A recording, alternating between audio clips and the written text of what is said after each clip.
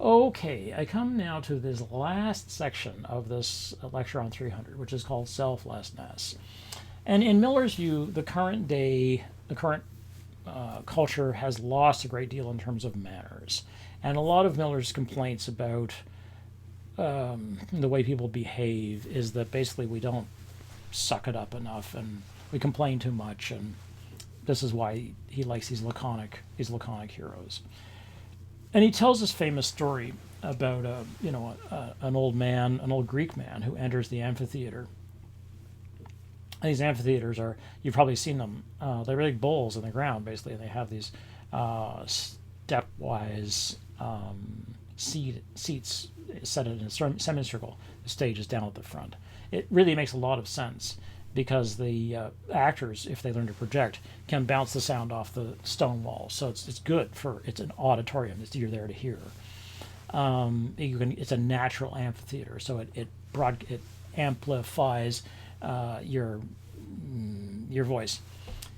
Okay, so a Greek man comes into the amphitheater and there's a bunch of Spartans sitting, and the Greek man, the old man, is looking for a place to sit, and all the Spartans immediately stand up. They're like, that's it. They're all, any seat you have, any seat you wish, take it. And none of the Greeks stand up.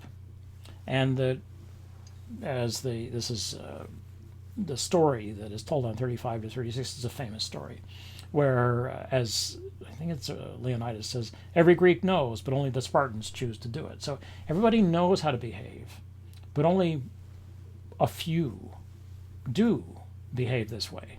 So we know what's right, but do we do it? Are we polite? We know what politesse is. We know how to behave around people who are older. We know to offer to help. But do we do that? Or do we just fight it with people and say, no, I have the right. Whatever my way is, it's the right way because I believe in it. I have the right. You see this.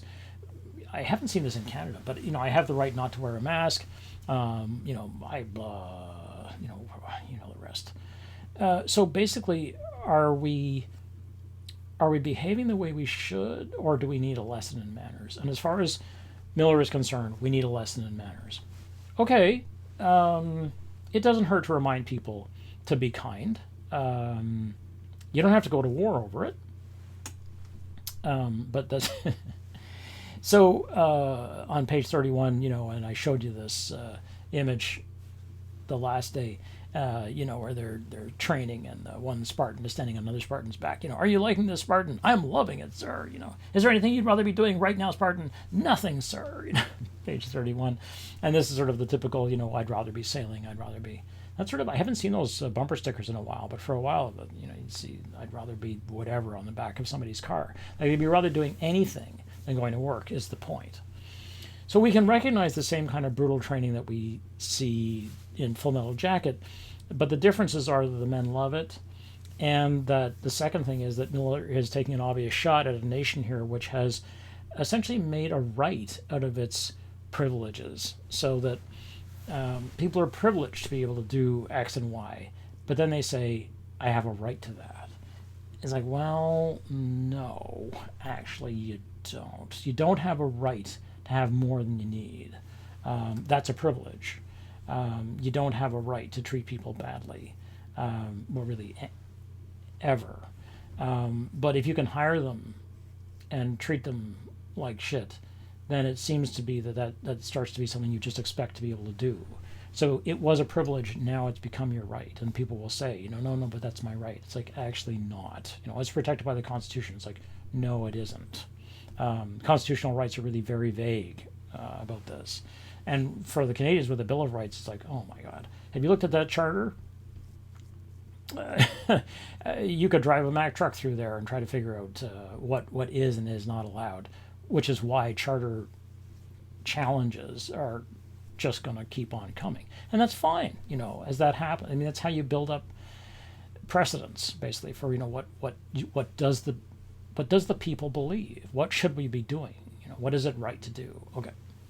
So I've spoken at some lengths about the way the war machine absorbs the self, and both physically and mentally. And we're further on our way into this territory now, from which really there is no return. I mean, we're going downwards, only downwards.